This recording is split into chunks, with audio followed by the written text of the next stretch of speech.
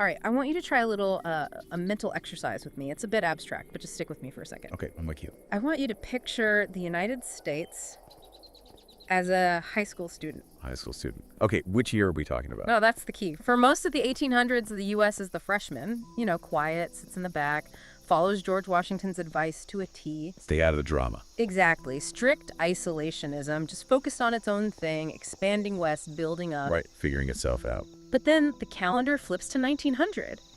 And America is not a freshman anymore. It's the swaggering sophomore. It's hit the gym, it has the varsity jacket, and it's convinced it runs the whole school. It's a surprisingly perfect analogy for the period we're diving into today. Right. We're looking at this really tight 20-year window, basically 1900 to 1919. And in that time, the U.S. just completely transforms from avoiding the world to owning an overseas empire and fighting in a massive European war. It's a radical personality shift. And our whole mission here is to figure out why. Why did America go from mind your own business to, well, world police?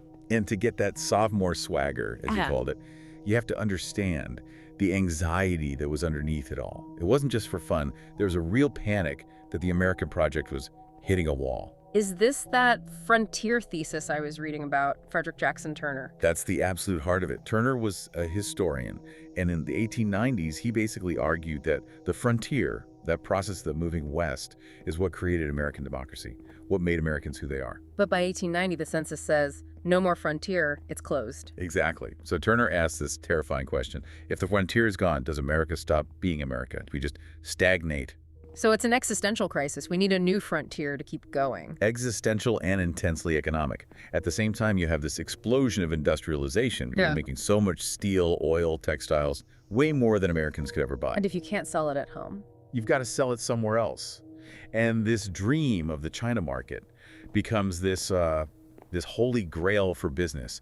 Billions of new customers. Okay, but getting your goods to China in 1900 is a bit of a nightmare, logistically. And that logistical problem brings us to maybe the most influential book of the era, Alfred Thayer Mahan's work on sea power. Right, the influence of sea power upon history. What was the core idea? It was brutally simple. Great nations have great navies, but, and here's the catch, ships in 1900 ran on steam. They needed coal, constantly. And you can't tow a coal mine behind your battleship. Exactly. So Mahan says a navy is useless without a global network of refueling bases. You need islands, coaling stations, basically gas stations all over the ocean. So that's why we suddenly care about these tiny dots on a map in the Pacific. It's not about the beaches, it's about the fuel. It's strategic infrastructure. And frankly, it was also peer pressure. You look around and all the European powers are carving up Africa and Asia like a pie. The geopolitical version of keeping up with the Joneses. Totally. There was a real fear of being left behind. But, you can't just tell the public you're grabbing islands for coal and profit. You need a better story. An ideology. The civilizing mission. That's the one. Yeah. American exceptionalism. This very powerful, and I should say often very racist idea that it was America's divine duty to lift up and Christianize these so-called lesser nations. So you have this perfect storm of economic panic, naval strategy, and a sense of moral superiority, all just waiting for a spark. And that spark is Cuba. Okay, set the scene for me. Cuba is a Spanish colony, and they're fighting for independence. Yes, and Spain is cracking down hard. A general named Weyler starts herding Cuban civilians into reconcentration camps. People are dying by the thousands from disease and starvation. And the American public is hearing about this. Oh, they are hearing the most sensationalized version possible. This is the great era of yellow journalism. Newspaper publishers like Hearst and Pulitzer are in a war for readers, and they figure out the war sells papers, so they just amplify everything. And then comes the USS Maine. February 1898, a U.S. battleship sitting in Havana Harbor just explodes. Over 260 American sailors are killed. The papers immediately blame a Spanish mine. Remember the Maine? To hell with Spain. But is that what really happened? It was the perfect excuse. But almost all the modern evidence suggests it was an accident.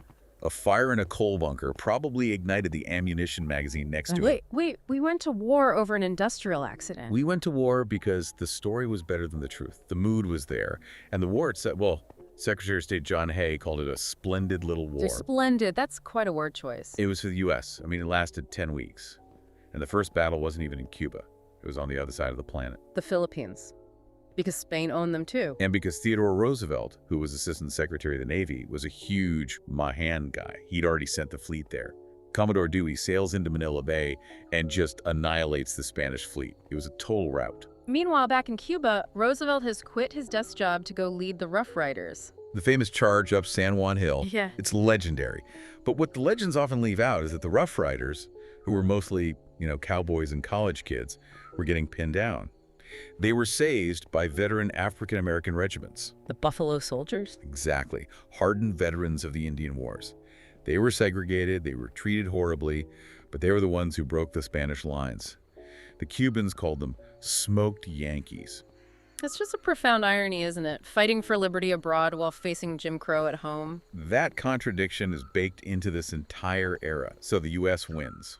Spain gives up. And we get to the Treaty of Paris in 1898. So what's in the prize bag? What does the U.S. get? We get Puerto Rico, we get Guam, and we buy the Philippines from Spain for $20 million. What about Cuba? I thought this whole thing was about freeing Cuba. Well, technically they get independence. But the U.S. makes them write something called the Platt Amendment into their constitution. It gave the U.S. the right to intervene whenever it wanted, and, a permanent naval base at Guantanamo Bay. So you're free, but we're keeping a key to your house. That's a perfect way to put it. But the real firestorm was over the Philippines. This kicked off a huge debate back home. You had the anti-imperialist League people like Mark Twain, Andrew Carnegie. Heavy hitters. Huge. And they're arguing that ruling a foreign people without their consent, well, it violates the very soul of the Declaration of Independence. And the other side's argument? President McKinley said he'd trade on it, and God told him to educate and Christianize the Filipinos. He famously called them our little brown brothers. That is so incredibly condescending. And the Filipinos, led by Emilio Aguinaldo, they thought the U.S. was there to help them get rid of Spain. When they figured out we were just the new management, they fought back. The Philippine-American War, we don't talk about that one as much. No, because it was ugly. It was a 3-year guerrilla war. It was brutal, involved torture on both sides, and cost far more American and Filipino lives than the Spanish-American War ever did. But in the end, the U.S. won. So now we have an empire, but that creates a huge legal problem, right? Does the Constitution follow the flag? Are Puerto Ricans now U.S. citizens? That was the million-dollar question. And the Supreme Court, in a series of decisions called the Insular Cases, basically said no. No. How does that work? They created this category of unincorporated territories. It means the land belongs to the U.S., but the people don't automatically get full constitutional rights. That feels like a loophole big enough to drive an empire through. It is. Now, at the same time all this is happening, we still have to talk about Hawaii. Right. It wasn't a Spanish colony, so how do we get it? It was an independent kingdom, but the story is, well, it's sugar. American planters there had a deal for tariff-free sugar. When that deal ended, they panicked about their profits. So they figured if Hawaii was part of the U.S., there'd be no tariff. Exactly. So in 1893, a group of white businessmen, with the help of U.S. Marines, just overthrew the Queen Liliuokalani. And the U.S. government just accepted it. Not at first. President Cleveland called it an illegal act and refused to annex. But a few years later, when McKinley is president and the Spanish-American War is on, the strategic value of Pearl Harbor becomes undeniable. It was annexed in 1898. So by the early 1900s, the map is looking very different. And you have a president who is ready to use that new power, Theodore Roosevelt. Speak softly and carry a big stick. That's his motto. And the ultimate example is the Panama Canal. Mahan's dream of a shortcut between the Atlantic and Pacific. Problem was, Panama belonged to Colombia, and Colombia said no to the U.S. offer. And I'm guessing Roosevelt didn't take no for an answer. Not even a little bit. He basically encourages and supports a Panamanian revolution. He sends U.S. warships to block Colombian troops from landing. Panama declares independence and immediately signs a treaty giving the U.S. the Canal Zone. He stole a country's province. He called it taking the Canal Zone. He even added his own corollary to the Monroe Doctrine, declaring the U.S. the police power of the whole Western Hemisphere. Basically telling Europe, this is our backyard. We handle the problems here. Exactly. So by 1914, the U.S. is the undisputed regional power. And then the big one hits, World War I. And President Woodrow Wilson's initial reaction is, stay out of it. Absolutely. He won re-election in 1916 on the slogan, "He kept us out of war." He wanted total neutrality. But were we truly neutral? Not economically. Hmm? And that's the part people often miss. We were trading massively with Britain and France. American banks had loaned the Allies billions of dollars. So if the Allies lose? The American economy goes down with them. We had a massive financial stake in an Allied victory. But you can't ask a kid from Kansas to go die in a trench to protect a bank loan. You need something more direct. And Germany provides it. Two things. First, their U-boats start sinking any ship heading to Britain, including passenger ships with Americans on them. The big one was the Lusitania. And the second thing? The Zimmermann telegram. It sounds made up, but it's real. British intelligence intercepts a secret message from Germany to Mexico. It proposes an alliance.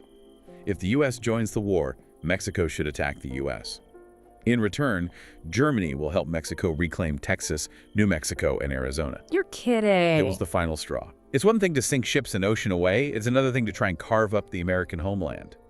That telegram gets published, and the public goes nuts. So in April 1917, Wilson asks Congress for war. But he frames it in this huge, idealistic way. He says, the world must be made safe for democracy. It becomes a moral crusade. And after the war ends, he goes to the peace conference in Europe with his grand vision, the 14 points. Yes, his blueprint for a new world order. No secret treaties, free trade, and most important of all, a League of Nations to prevent future wars. But Britain and France weren't really feeling the whole peace without victory idea. Not at all. They'd lost a generation. They wanted revenge. So the final Treaty of Versailles is incredibly harsh on Germany. Massive reparations, a war guilt clause, just total punishment. Wilson gets his League of Nations, though. It's in the treaty. He does. He basically sacrifices everything else to get the League in there.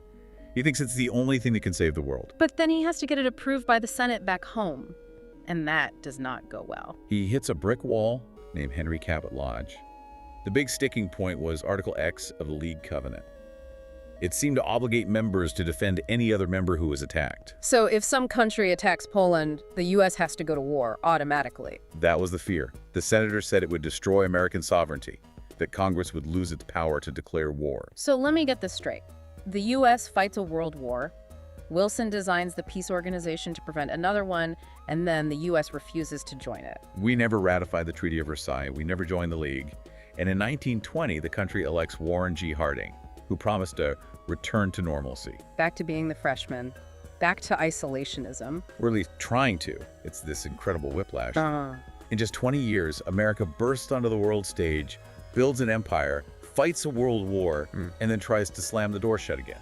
But you can't, you can't unring that bell. You can't put the toothpaste back in the tube.